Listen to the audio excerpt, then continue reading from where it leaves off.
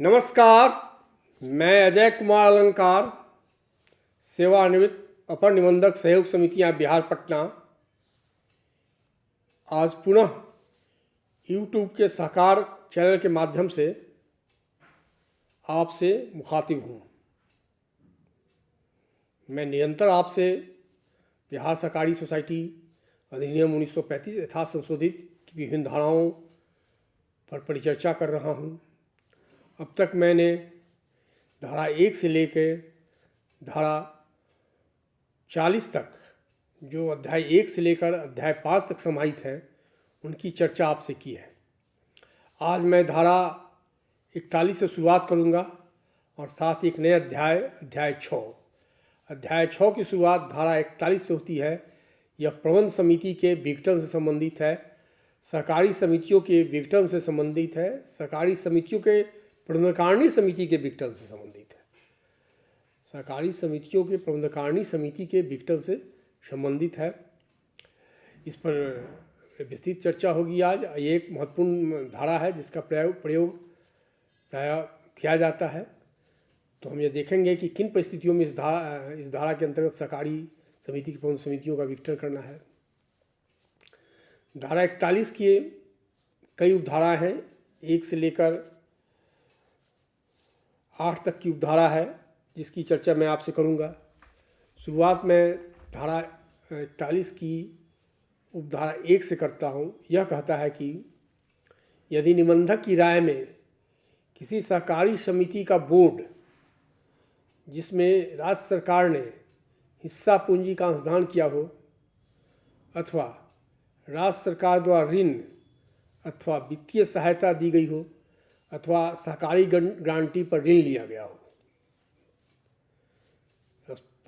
4 condition की चर्चा करता है कि यदि निबंधक की राय में वैसी सहकारी समिति का बोर्ड जिसे राज्य सरकार ने हिस्सा पूंजी दिया हो, शेयर कैपिटल दिया हो, अथवा उसे कोई तरह का ऋण प्रदान किया हो, अथवा उसे कोई अन्य वित्तीय सहायता दी हो, अथवा सहकारी समिति द्वारा लिए गए ऋण पर गारंटी दी हो। अब थोड़ा सा मैं एक्सप्लेन करता हूँ। प्रायः सहकारी समितियों को राज्य सरकार द्वारा हिस्सा पूंजी दिया जाता है, हमने देखा है। शुरुआत यदि हम पैक्स से करें, इसी तरह पैक्स को धनाधि प्राप्ति के लिए कैश क्रेडिट दिया जाता है। अन्य वित्तीय सहायता भी दी गई, जिसे हाल ही के दिनों में भागलपुर केंद्रीय सहकारिता अधिकोष लिमिटेड और मुंगेर जमुई केंद्रीय सहकारिता अधिकोष लिमिटेड को सहायता अनुदान के मद में एक बहुत बड़ी राशि राज्य सरकार द्वारा प्रदान की गई है। इसी तरह कभी कोई सहकारी समिति यदि ऋण ले, यदि राज्य सरकार ने उसकी गारंटी दी हो, तो यह 4 कंडीशन है सहकारी समिति के संदर्भ में, तब राज्य सरकार के हस्तक्षेप की गुंजाइश बनती है। अब आगे क्या कहता है, अभी 41 की उपधारा 1 की मैंने आपसे चर्चा की। यह ध्यान रखना है कि यदि यह 4 कंडीशन फुलफिल नहीं होते हैं।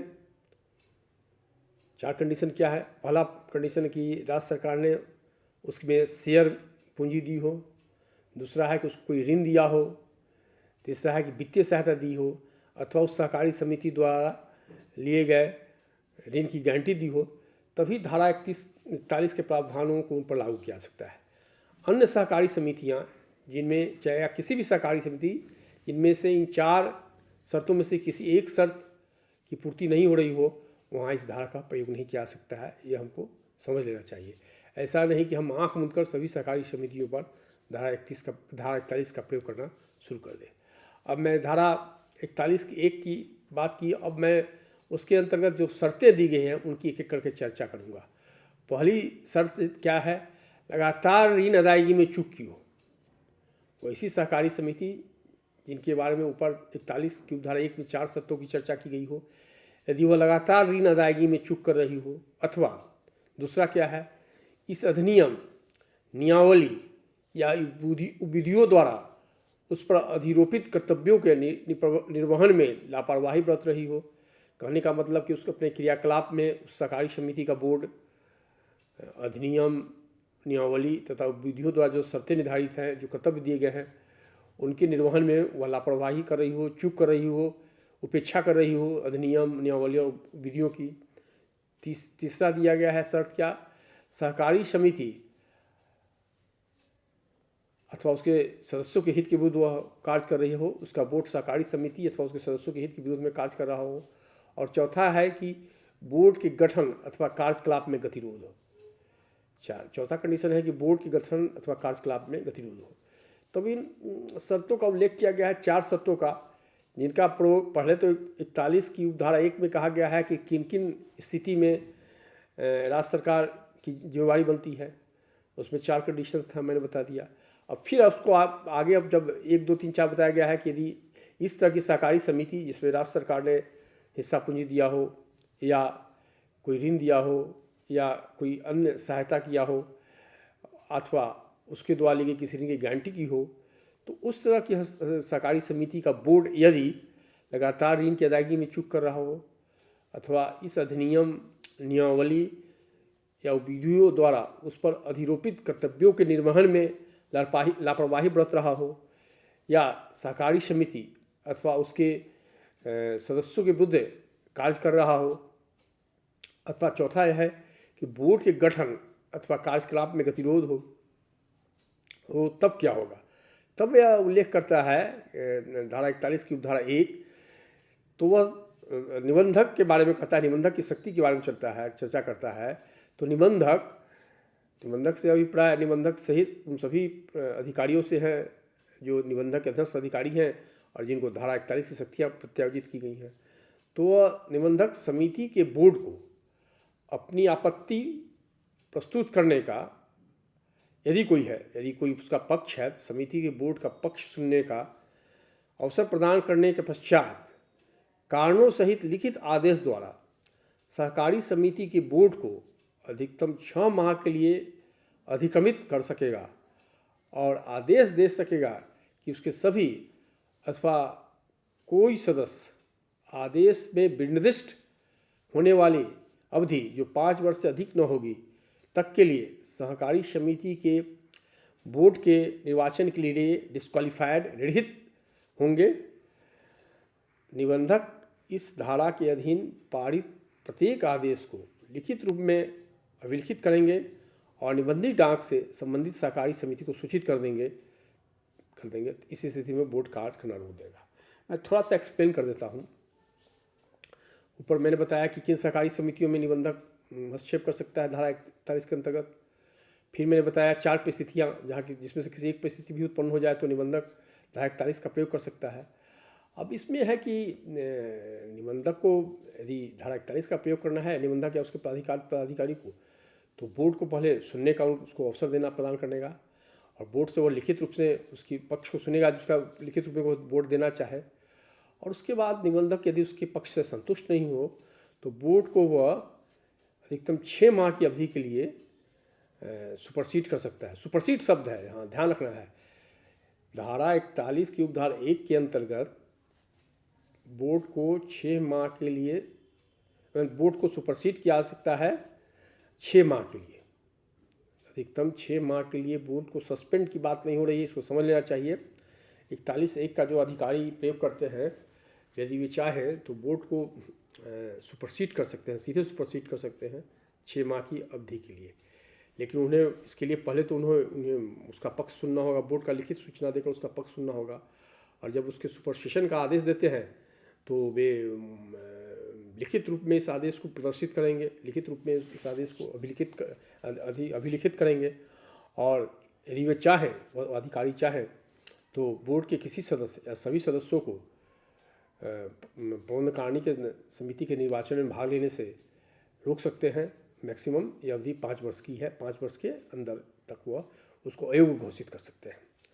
और एक बात यह भी है कि इस तरह यदि आदेश होता है तो निबंधित डाक से उस सहकारी समिति को सूचना दी जाएगी और उसके साथ ही उसका बोर्ड कार्य करने से रुक जाएगा, कार्य करना छोड़ देगा। तो मैं इसकी चर्चा इसलिए कर रहा हूँ कि यह एक इम्पोर्टेंट प्रावधान है।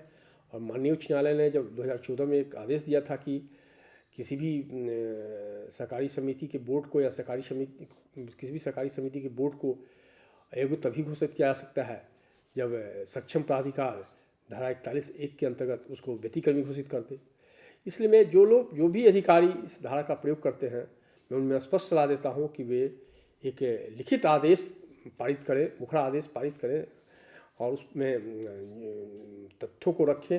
सपोज करें कि यदि किसी सहकारी समिति ने, किसी पैक्स ने जो कैश क्रेडिट ऋण लिया था उसके अदायगी में चूक कर रहा हो, तो उनके आदेश में यह आना चाहिए कि इसको धनाधि प्राप्ति कार्य के लिए कैश क्रेडिट ऋण दिया गया था, जिसमें से इतनी राशि इसने नहीं अदा किया है, या उसके लिए यह बड़ी लापरवाही है, तो इस राशि के भुगतान होने तक या इस राशि के लिए उसको अधिक्रमित किया जाता है बोर्ड को, और उस बोर्ड के कुछ सदस्य या जिनका सदस्य, लेकिन सभी का नाम देना होगा, अध्यक्ष को या अध्यक्ष सहित सभी कार्यकारिणी के सदस्यों का, तो सभी का नाम देना होगा। इतनी अवधि के लिए जो 5 वर्ष से अधिक न हो उसको अयोग्य घोषित किया जाता है प्रबंधन समिति के चुनाव में भागने के लिए।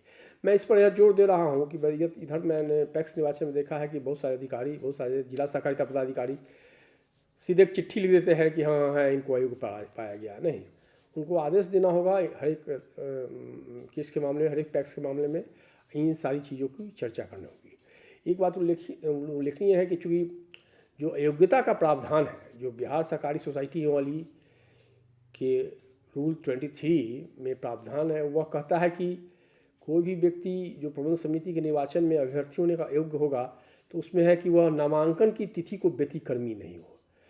सपोज कीजिए किसी अधिकारी ने 41(1) के अंतर्गत ऑर्डर पास किया, और इसीलिए मैं जोर देता हूं कि यदि आप कोई किसी ऋण के बकाया के संदर्भ में आदेश पारित करते हैं बोर्ड पर या उसके सदस्यों पर, तो उस ऋण की राशि का भी उल्लेख होना चाहिए, ताकि यदि हो सकता है कि सहकारी समिति के सदस्यों को या जिनको अयोग्य घोषित किया गया है उस राशि को जमा कर दें नामांकन की एक तिथि के दिन पहले, तो यदि वे नामांकन की तिथि के एक दिन पहले जमा कर दें तो वे फिर अयोग्यता से मुक्त हो जाएंगे। इसलिए उस राशि का भी उल्लेख सेक्शन 41 में यदि ऋण की अदायगी में चूक के संदर्भ में किया जाता है तो होना चाहिए। लेकिन आदेश मुखर होना चाहिए, इसमें वर्णन होना चाहिए कि इस प्रत्यांग दिनांक को नोटिस दिया गया, उन्हें पक्ष रखने के लिए कहा गया, पक्ष दिया या नहीं दिया तो पक्ष की चर्चा होनी चाहिए, और अंत में उसमें लिखा होना चाहिए कि इसको विकसित किया जाता है। यह तो चर्चा मैंने डिटेल में कर दी, चूँकि एक बहुत महत्वपूर्ण प्रावधान है, और यह प्रबंधन समिति के लिए अयोग्यता भी निर्धारित करता है, प्रबंधन समिति के अभ्यर्थी होने से कैसे। और बहुत सारे जो कैंडिडेट्स हैं उनका नामांकन स्क्रूटनी क्रम से आधार पर रद्द हुआ है, क्योंकि संबंधित सक्षम प्राधिकार ने, जिला सहकारिता पदाधिकारी ने एक आदेश के द्वारा 41(1) के तहत उनको प्रबंधन समिति को विघटित किया है और उनको निर्वाचन लड़ने से डिबार किया है बहुत सदस्यों को। मैं डिटेल में बता दिया हूँ, और मैं परंतु की ओर आता हूँ कि इसका परंतु क्या है। परंतु ऐसी सहकारी समिति के मामले में जो बैंकिंग कारोबार कर रही हो, बैंकिंग रेगुलेशन एक्ट 1949 के प्रावधान भी लागू होंगे। बैंकिंग एक्ट 1949 के प्रावधान है जो कई बार संशोधित हो गए हैं, और आज मैं न्यूज़ में देख रहा था कि BR एक्ट में संशोधन के लिए कोई प्रस्ताव संसद में लाया जा रहा है, कोई विधेयक लाया जा रहा है। तो बैंकिंग रेगुलेशन एक्ट जो है उसको यथा संशोधित जो प्रावधान है उसको लागू होंगे, उसको देखना होगा। बैंकिंग समितियाँ हमारे यहाँ जनरली DCCB और SCB है, यह तो हम जानते ही हैं। और फिर परंतु में आगे कहा गया है, परंतु और की बैंकिंग का कारोबार करने वाली ऐसी सहकारी समिति के मामले में बोर्ड के अधिक्रमण की अवधि अधिकतम 1 वर्ष की होगी। ऊपर कहा गया है कि बोर्ड का 6 माह के लिए, अधिकतम 41(1) में कहा गया है कि 6 माह के लिए अन्य सहकारी समितियों के संदर्भ में, लेकिन इसमें कह रहा है कि जो बैंकिंग का कारोबार करता है तो उनको सुपरसीड किया जाएगा, अधिक्रमित किया जाएगा 1 साल की अवधि के लिए, जो मैक्सिमम होगी। वहाँ मैक्सिमम 6 माह है, यहाँ मैक्सिमम 1 साल है। फिर मैं आगे बढ़ता हूँ, फिर यह चर्चा करता है बैंकिंग करने वाली सहकारी समितियों के संबंध में 3 परंतु दिया गया है। परंतु दिया, पहला परंतु मैंने चर्चा किया कि परंतु ऐसा सहकारी समिति के मामले में जो बैंकिंग का कारोबार कर रही है, बैंकिंग रेगुलेशन एक्ट 1949 के प्रावधान लागू होंगे। फिर दूसरा परंतु है, परंतु और की बैंकिंग का कारोबार करने वाली ऐसी सहकारी समिति के मामले में बोर्ड के अधिक्रमण की अवधि अधिकतम 1 वर्ष की होगी। और तीसरा जो परंतु है यह है कि परंतु और भी की बैंकिंग का कार्य करने वाली सहकारी समिति के बोर्ड का अधिक्रमण भारतीय रिजर्व बैंक के परामर्श से किया जाएगा। एक बहुत इंपॉर्टेंट प्रोविजन है। जब हम आगे चैप्टर 6D की चर्चा करेंगे तो उसमें उल्लेख आया है कि कोई भी 41 के तहत यदि सुपरसेशन का काम कर रहे हैं 41 के सेक्शन सब सेक्शन 1 के अंतर्गत, तो बैंकिंग कार्य करने वाली समितियाँ, सहकारी समितियाँ जैसे रिजर्व बैंक के दिशा निर्देश है, या जो बैंकिंग कार्य करती है जैसे DCCB है, केंद्रीय सहकारी बैंक या राज्य सहकारी बैंक, तो बिना रिजर्व बैंक की राय लिए, उनकी सहमति लिए वहाँ आप सुपरसीड नहीं कर सकते हैं उसके कार्यकारिणी पंद्रह समिति को। यह बात एकदम स्पष्ट है, इसमें कभी किसी को गलतफहमी नहीं होना चाहिए कि जो डीसीसीबी है और एससीबी के बोर्ड को सुपरसीड करने के लिए या और भी कोई जो बैंकिंग का काम करती है वैसी सहकारी समिति के बोर्ड को सुपरसीड करने के लिए रिजर्व बैंक का परामर्श जरूरी है। चलिए मैं अब आगे बढ़ता हूँ, धारा 41 की उपधारा 2 की चर्चा करता हूँ। इसमें कहा गया है कि जहाँ उपधारा 1 के अधीन कार्यवाही करते समय निबंधक की राय में निबंधित समिति के हित में बोर्ड का निलंबन सस्पेंशन आवश्यक हो तो वे बोर्ड को निलंबित कर सकेंगे, जो उसके बाद कार्य करना बंद कर देगा और उपधारा 1 की कार्यवाही की समाप्ति तक निबंधित समिति के कार्यकलाप के प्रबंधन के लिए ऐसी व्यवस्था करेंगे जो उचित समझे। अब देखिए अंतर समझने की जरूरत है। धारा 41 की उपधारा 1 में अधिक्रमण शब्द यूज किया गया है, सुपरसीड कर देंगे, और 41 की उपधारा 2 में निलंबन शब्द का यूज किया गया है, सस्पेंशन शब्द का यूज किया गया है। ध्यान रखना है, दोनों ऑप्शन है। 41(1) की उपधारा 1 में आप जाते हैं तो आप सुपरसीड कर सकते हैं। एक गलतफहमी नहीं होना चाहिए कि नहीं पैक्स जैसी सहकारी समितियाँ हैं तो हम पहले उसको सस्पेंड नहीं करें, नहीं, उसके प्रबंधकारिणी को। धारा 41 की उपधारा 1 में आप आते हैं तो आप सुपरसीड कर सकते हैं सीधे उसकी प्रबंधकारिणी समिति को। लेकिन आप चाहते कि नहीं तो 41 की नहीं, उसके क्रियाकलाप में सुधार का हम मौका दें, तो आपको फिर 41 की उपधारा 2 कहता है, उस पर ध्यान देना है। वह कहता है कि जहाँ उपधारा 1 के अधीन यदि आप कार्यवाही कर रहे हैं, आपको यह लगे कि बोर्ड का निलंबन आवश्यक है तो वे बोर्ड को निलंबित कर देंगे और उसके बाद बोर्ड काम करना बंद कर देगा और उपधारा 1 की कार्यवाही की समाप्ति तक निबंधित समिति के कार्यकलाप के प्रबंधन के लिए ऐसी व्यवस्था करें जो उचित समझे। तो ठीक है, आप सुपरसीड भी 41 में कर सकते हैं, लेकिन 41(2) के अंतर्गत आप आते हैं तो उस प्रावधान में तो बोर्ड को सस्पेंड भी आप कर सकते हैं। दोनों ऑप्शन आपको दिया गया है धारा 41 में, इसको ध्यान रखने की जरूरत है। फिर परंतु है क्या, यह देखिए, परंतु यदि इस प्रकार बोर्ड अधिक्रमित नहीं होता है, अधिकतम 6 माह की अवधि के लिए आपको सस्पेंड करना है। 6 माह के बाद उसको यदि आप सुपरसीड नहीं करते हैं बोर्ड को, तो 6 माह के उपरांत यह कार्य करने लगेगा और निलंबन में रहने की अवधि उसकी पूरी अवधि में गणना की जाएगी। 41 की उपधारा 2 कहता है कि हाँ, उपधारा 1 के अधीन यदि आप कार्य कर रहे हैं तो आपको लगे कि नहीं, हम बोर्ड को निलंबित कर देते हैं, उसको समिति के कार्यकलाप में सुधार की गुंजाइश देखते हैं, और यदि उस निलंबन की अवधि बीत जाने पर 6 माह के बाद यदि उसको आप सुपरसीड नहीं करते हैं, जो अधिकार सक्षम पदाधिकारी है, तो बोर्ड अपने आप पुनः रिस्टोर हो जाएगा। बोर्ड है अपने आप काम करने लगा 6 माह के अंदर, उसके लिए कोई अलग से आदेश निकालने की जरूरत नहीं है, और जो सुपरसेशन का जो सस्पेंशन का पीरियड है उसके पूरे टर्म में गिना जाएगा। यह बहुत ही स्पष्ट है। अब मैं धारा 41 की उपधारा 3 पर आता हूँ। यह क्या कहता है?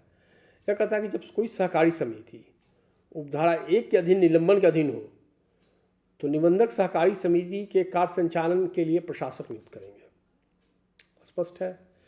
41 की उपधारा 3 कहता है कि जब कोई सहकारी समिति उपधारा 1 के अधीन निलंबन, पहले उपधारा 1 की चर्चा कर रहा है, जब कोई सहकारी समिति उपधारा 1 के अधीन निलंबन के अधीन हो, निलंबन की चर्चा कर रहा है, तो निबंधक सहकारी समिति के कार्य संचालन के लिए प्रशासक नियुक्त करेंगे।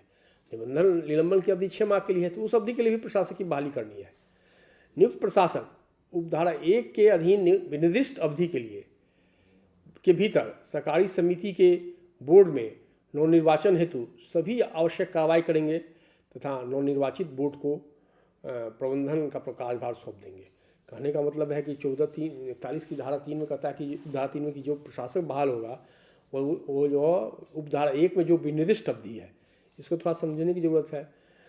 अदर देन जो बैंकिंग करने वाली समितियां नहीं हैं, गैर बैंकिंग का कार्य करने वाली सहकारी समितियां हैं, उसके लिए 6 माह है विनिर्दिष्ट अवधि, और जो बैंकिंग काम कर रही है उसके लिए एक साल है मैक्सिमम विनिर्दिष्ट अवधि। तो इस अवधि के अंतर उसको नए बोर्ड के निर्वाचन हेतु सभी आवश्यक कार्य करना है और प्रयास करना है कि इस अवधि में उसको नए बोर्ड को प्रबंधन का कार्यभार सौंप दे। लेकिन इसके साथ फिर परंतु है कि जो प्रशासक नियुक्त होगा, निबंधक को अधिकार है कि बीच में वो निबंधक को बदल सकते हैं, दूसरे को प्रशासक नियुक्त कर सकते हैं। अब धारा 41 की उपधारा 4 की ओर मैं आता हूँ। उपधारा 3 के अधीन नियुक्त प्रशासक सहकारी समिति के कार्य संचालन के लिए ऐसा पारिश्रमिक प्राप्त करेगा जो निबंधक द्वारा यथोचित नियत किया जाए। इस प्रकार नियत पारिश्रमिक सहकारी समिति के खाते से भुगतान होगा। मतलब कहने का मतलब है कि यदि कोई ऐसे व्यक्ति हैं जो सेवानिवृत्त हैं या जो सरकारी सेवा में नहीं है, उनको यदि पारिश्रमिक, उनको यदि प्रशासक नियुक्त किया जाता है तो उनको निबंधक द्वारा नियत पारिश्रमिक मिलेगा। लेकिन जो व्यक्ति सरकारी सेवा में है उनको तो कोई वेतन मिलता है, अलग से पारिश्रमिक देने का प्रावधान नहीं है। इधर थोड़ा मैं मल्टी स्टेट कोऑपरेटिव सोसाइटी की चर्चा करूँगा।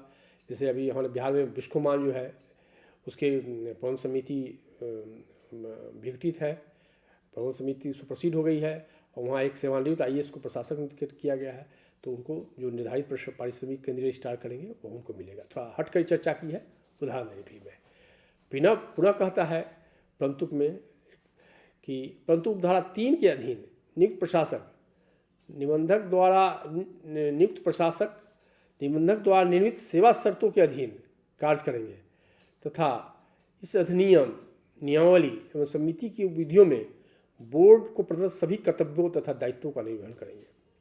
यहाँ थोड़ी विचार की जरूरत है। यह स्पष्ट कहता है धारा 41 की धारा 4 के परंतु में कहता है कि परंतु धारा 3 के अधीन निबंधक द्वारा नियुक्त प्रशासक निबंधक द्वारा निर्मित सेवा शर्तों के अधीन कार्य करेंगे तथा इस अधिनियम, नियमावली एवं समिति की विधियों में बोर्ड को प्रदत्त सभी कर्तव्यों तथा दायित्वों का निर्वहन करेंगे। कहने का मतलब है कि जो प्रशासक हैं उनमें बोर्ड की सारी शक्तियाँ निहित होंगी। लेकिन मैं यहाँ एक चर्चा कर दूंगा कि प्रशासक को सदस्य बनाने की शक्ति नहीं है, बोर्ड के नए सदस्य बनाने की शक्ति नहीं है। और किसी भी सहकारी समिति प्रशासक ठीक है, हम सभी कार्य करेंगे, लेकिन यह एक सेटल इशू है माननीय सर्वोच्च न्यायालय द्वारा कि प्रशासक किसी भी सहकारी समिति में सदस्य नहीं बना सकते हैं। इधर हाल के वर्षों में जो नवगठित व्यापार मंडल थे उनके प्रबंध समिति के निर्वाचन में कठिनाई हो रही थी, तो निबंधक के स्तर से आदेश निकाला गया कि प्रशासक हैं जो नई सहकारी समितियों को व्यापार मंडल से संबद्ध कर सकते हैं, उसको सदस्यता प्रदान कर सकते हैं। लेकिन इस आदेश पर बिहार राज्य निर्वाचन प्राधिकार ने आपत्ति की और उसको रोक दिया कि नहीं, उसको नहीं माना। तो स्पष्ट है कि सारे काम करेंगे लेकिन वे प्रशासक सदस्य नहीं बना सकता है। अब मैं धारा 41 को धारा 5 पर आता हूँ। यह क्या कहता है? यह कहता है कि रजिस्ट्रार किसी निबंधित सोसाइटी की प्रबंध समिति को विघटित कर देगा यदि निबंधित सोसाइटी के बहुसंख्यक सदस्य और निर्वाचित पदधारी अपनी सदस्यता या पद से त्याग कर दें। एक धारा 41 की धारा 5 एक महत्वपूर्ण धारा है, इसको समझना चाहिए। इसी तरह इसके अंतर्गत बहुत बार प्रबंध कमेटी को डिजॉल्व किया जाता है, DCO लोग डिजॉल्व करते हैं। और हाल के वर्ष में 2022 में रजिस्ट्रार ने इस धारा का प्रयोग करते हुए बेगूसराय केंद्रीय सहकारी अधिकोष लिमिटेड के प्रबंध समिति को विघटित किया था। तो इस बार मैं फिर कर चर्चा करता हूँ कि क्या है। धारा 41 की उपधारा 5 कहता है कि रजिस्ट्रार किसी निबंधित सोसाइटी की प्रबंध समिति को विघटित कर देगा यदि, और उसमें दो शर्तें दी गई हैं। पहला शर्त है निबंधित सोसाइटी के बहुसंख्यक सदस्य और प्रबंध समिति के निर्वाचित पदधारी अपनी सदस्यता या पद से त्याग कर दे। पहला है कि निबंधित सोसाइटी के जो मेंबर हैं उसमें से एक बड़ी संख्या त्याग पद दे दे, या जो और प्रबंध समिति के जो निर्वाचित सदस्य हैं वे अपनी सदस्यता से त्याग कर दे। तो रजिस्ट्रार को पावर है, या रजिस्ट्रार के बिहाफ में काम करने वाले पदाधिकारी को पावर है कि उस प्रबंध समिति को विघटित कर देगा। अब दूसरी शर्त क्या है जो ख के रूप में वर्णित है? किसी निबंधक सोसाइटी की प्रबंध समिति के स्थानों की कुल संख्या किसी कारणवश रिक्त हो जाए और वह आधे से कम हो जाए। इस चीज़ को हम देखने की ज़रूरत है कि 41(5) में ये जो करता है कि यह प्रावधान को देखना चाहिए कि यदि निबंधित सोसाइटी की प्रबंध समिति के स्थानों की कुल संख्या का आधा किसी कारणवश रिक्त हो जाए, यानी 50% किसी कारणवश रिक्त हो जाए। समझ लीजिए कि 50% रिक्त हो जाने की स्थिति में यदि कहीं 13 सदस्यता है तो उसका 50% क्या होगा, इसके हिसाब से वह कर सकता है। चूँकि इलेक्टेड बॉडी तो 12 ही है, 12 का 50% 6 रिक्त हो जाने की स्थिति में इस धारा का वो निबंधक को प्रयोग करने का अधिकार दिया गया है। और इस धारा में भी कहा गया है कि और फिर निबंधक बेहतर प्रबंधन के लिए प्रशासक नियुक्त करेगा। फिर इसके परंतु में कहा गया है कि परंतु यह कि यदि प्रबंध समिति की विघटन की अवधि के दौरान रजिस्ट्रार को यह समाधान हो जाए कि निबंधित सोसाइटी के कार्यकलाप में सुधार हो गया है और नवगठित प्रबंध समिति को प्रबंधन सौंपना वांछनीय है, तो वह आदेश द्वारा निर्देश दे सकेगा कि प्रशासक नई प्रबंध समिति के गठन के लिए तो आवश्यक कार्रवाई करे और प्रबंध समिति गठन हो जाने पर उसको अपना प्रभार सौंप दे। कहने का मतलब 41(5) में भी रजिस्ट्रार ने यदि प्रबंध समिति को विघटित किया तो उसको ये लगेगा अब 41(5) में प्रबंध समिति विघटित होगी, प्रशासक नियुक्त होगा, और प्रशासक कितनी अवधि के लिए नियुक्त होगा इसकी कोई चर्चा एक्ट में, अधिनियम में नहीं की गई है, यह ध्यान देने की बात है। लेकिन यदि रजिस्ट्रार को लगे कि नहीं कार्यकलाप में सुधार हो गया है तो प्रशासक कहेगा कि नई प्रबंध समिति की बहाली के लिए वो आवश्यक कार्रवाई करे, और जैसे ही नई प्रबंध समिति का गठन हो जाता है, उसका निर्वाचन हो जाता है, तो प्रशासक उसको अपना प्रभार सौंप देगा।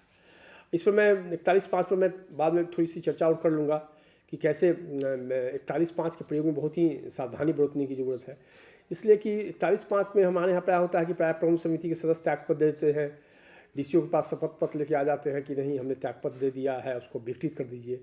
कई मामलों में डीसीओ उस त्यागपत्र पर सुनवाई करते हैं, शपथ लेते हैं और 41(5) का प्रयोग करते हुए प्रबंध समिति को विघटित कर देते हैं।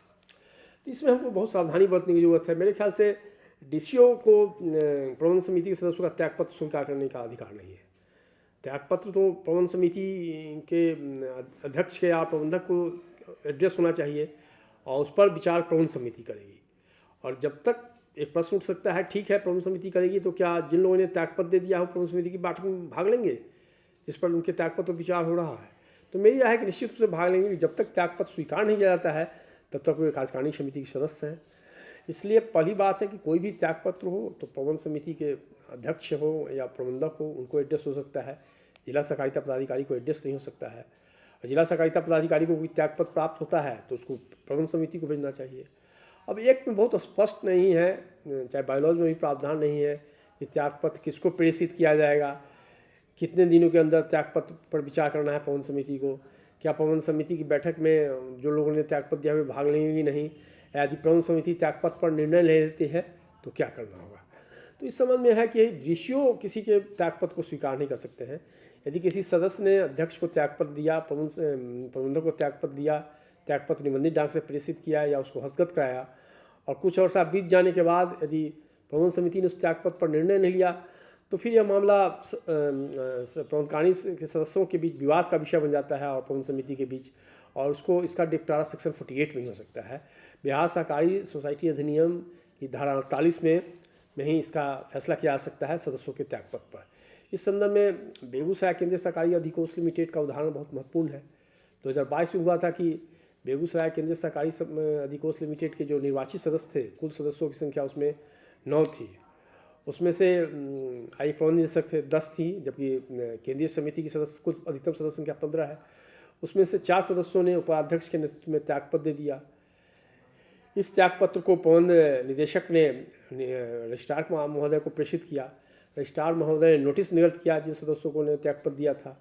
रजिस्ट्रार महोदय ने उनके त्यागपत्र को स्वीकार किया और साथ ही यह भी आदेश दिया, चूँकि कोरम का अभाव हो गया है, अधिकतम सदस्य संख्या 5 है, कोरम 8 का होना चाहिए, इसलिए 41(5) के अंतर्गत बेगूसराय केंद्रीय सहकारी समिति के प्रबंध समिति को निदेशक परिषद को विघटित किया जाता है। वहाँ के अध्यक्ष हाईकोर्ट में चले गए। हाईकोर्ट ने जो ऑब्जर्वेशन दिया बहुत क्लियर ऑब्जर्वेशन का था। उनका था कि रजिस्ट्रार को यदि त्यागपत्र दिया गया तो रजिस्ट्रार को उन लोगों को भी नोटिस देना चाहिए था जो इस त्यागपत्र से प्रभावित हो रहे थे, जो अध्यक्ष थे या और कार्यकारिणी के सदस्य थे। साथ ही पहले रजिस्ट्रार को उनके त्यागपत्र पर निर्णय लेना चाहिए था, तब उनको अग्रेतर कार्रवाई करना चाहिए था। और उसके बाद बोर्ड ने यह भी कह दिया, हाईकोर्ट ने यह भी कह दिया कि नहीं ठीक है, कोरम का अभाव कहाँ हुआ है, जो इलेक्टेड मेंबर्स हैं उन्हीं के बीच कोरम निर्धारित होगा। तो 41(5) का प्रयोग करने में हमें बहुत ही सावधानी बरतने की ज़रूरत है। अब मैं धारा 41 की उपधारा 6 पर आता हूँ।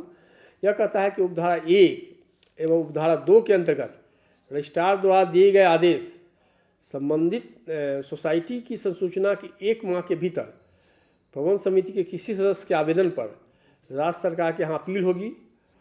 अपील पर राज्य सरकार का आदेश, ऐसी अपील के प्रतिफल के अधीन यदि कोई हो, रजिस्ट्रार का आदेश अंतिम होगा।